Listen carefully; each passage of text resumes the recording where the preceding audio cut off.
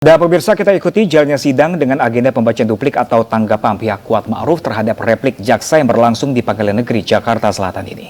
Disampaikan dalam replik penuntut umum halaman 22 terjadi setelah peristiwa di rumah Duren 3 nomor 46. Namun kemudian dalil penuntut umum telah keliru menarik kesimpulan adanya janji pemberian handphone dan uang kepada terdakwa karena tidak pernah terungkap dalam persidangan.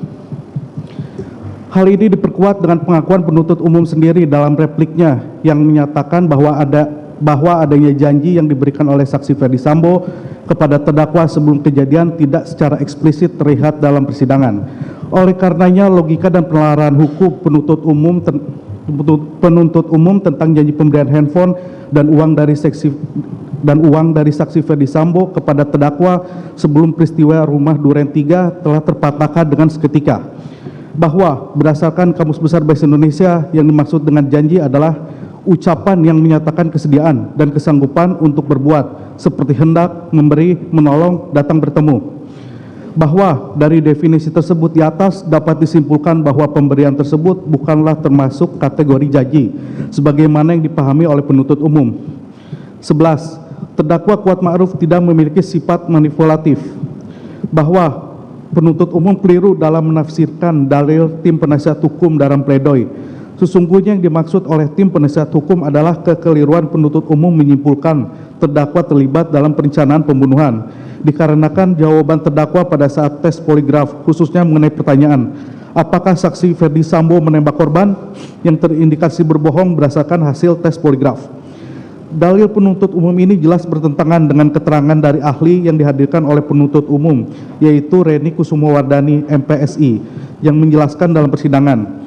Memang pernah terjadi kebohongan, dan itu sudah diakui, kemudian direvisi, dan kemudian saksi ahli mengukur kredibilitas keterangan terdakwa. Jadi kesimpulannya sebenarnya karena kepatuhan yang sangat tinggi, dan ada satu situasi yang tidak tahu-menahu berada di dalam satu tempat dalam situasi yang seperti itu sehingga berada di tempat yang keliru pada saat itu. Bahwa penuntut umum tidak mampu membantah dalil dari tim penasihat hukum mengenai prosedur tes poligraf yang tidak sesuai dengan pasal 13 angka 2 huruf D Perkap nomor 10 tahun 2009. Sudah sangat jelas mengatur bahwa kondisi terperiksa yang akan dilakukan tes poligraf harus dalam keadaan sehat jasmani dan rohani serta tidak dalam keadaan tertekan sehingga tes poligraf terhadap terdakwa patut dinyatakan tidak sah dan tidak dapat dijadikan sebagai alat bukti maupun petunjuk. Oleh karenanya, mohon majelis hakim menolak dalil penuntut umum sepanjang mendasarkan pada tes poligraf. Bahwa mengenai kekerasan seksual yang dialami oleh saksi Putri Chandrawati sudah sangat terang dibuktikan oleh ahli Reni Kusumowardani, SPSI, dan tidak ada bukti yang sah saksi maupun ahli yang menyatakan sebaliknya. Sebagaimana dijelaskan dalam BAP tertanggal 9 September 2022 nomor 17 yang menyatakan bahwa dari hasil pemeriksaan psikologi forensik didapatkan dengan kesimpulan sebagai berikut. 1. Bahwa didapatkan informasi yang konsisten dari saksi Putri Chandrawati dan saksi Ferdi Sambo. Menurut Putri Chandrawati telah terjadi kekerasan seksual terhadap dirinya dan kekerasan seksual tersebut merupakan suatu tindakan yang tidak diduga serta tidak dikehendakinya yang menurut Putri Chandrawati dilakukan oleh Nofriansah Yosua Huta Barat. Bahwa ditemukan adanya kondisi psikologis yang buruk pada Putri Chandrawati berupa sindrom depresi dan reaksi trauma yang akut. 3. Bahwa informasi yang disampaikan Putri Chandrawati yang menurut Putri Chandrawati dirinya mengalami kekerasan seksual oleh Nofriansah Yosua Huta Barat berkesesuaian dengan indikator keterangan yang kredibel. Dilanjutkan yang mulia.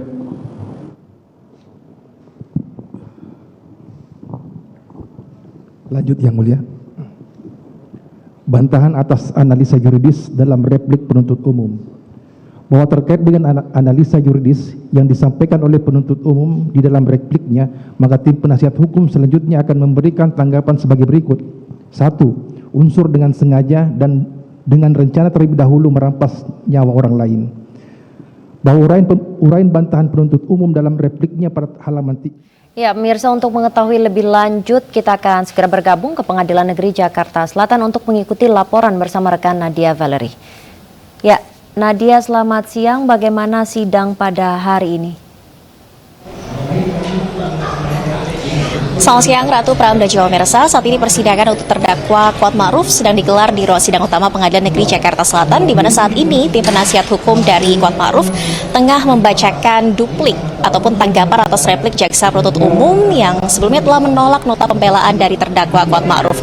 Berdasarkan salinan duplik yang kami terima berisi 28 halaman, tadi ada 11 poin bantahan atas analisa fakta hukum dari replik jaksa penuntut umum dan juga 2 bantahan atas unsur dalam analisa yuridis replik jaksa penuntut umum yang dibantah oleh tim penasihat hukum yang sedang dibacakan pada persidangan hari ini.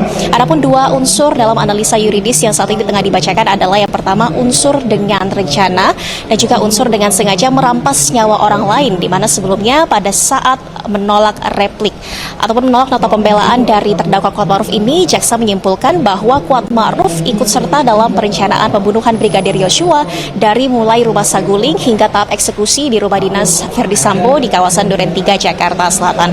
Selain persidangan untuk terdakwa Kuat Ma'ruf, nanti juga secara bergantian terdakwa Verdi Sambo dan juga Ricky Rizal akan membacakan duplik dari tim penasihat hukumnya masing-masing, di mana sebelumnya jaksa juga menolak nota pembelaan dari Verdi Sambo dan juga Ricky Rizal, karena jaksa juga menilai nota pembelaan keduanya tidak berdasarkan fakta hukum dan juga tidak memiliki dasar yuridis yang kuat, sehingga jaksa meminta majelis hakim untuk mengesampingkan nota pembelaan tersebut dan tetap menjatuhkan hukuman sesuai dengan berkas tuntutan. Adapun untuk agenda pembacaan duplik ataupun tanggapan atas replik jaksa penuntut umum ini merupakan upaya pembelaan terakhir terhadap surat dakwaan dan juga surat tuntutan dalam perkara pembunuhan berencana Brigadir Yosua, karena tahapan selanjutnya Verdi Sambo, Ricky Rizal dan juga Kuat Ma'ruf akan mendengarkan vonis ataupun putusan yang dibacakan oleh Majelis Hakim Pengadilan Negeri Jakarta Selatan. Kembali ke studio, Nabila Pram. Nadia Valerie langsung dari PN Jaksel, kami masih menanti update terbaru dari Anda dan selamat bertugas kembali.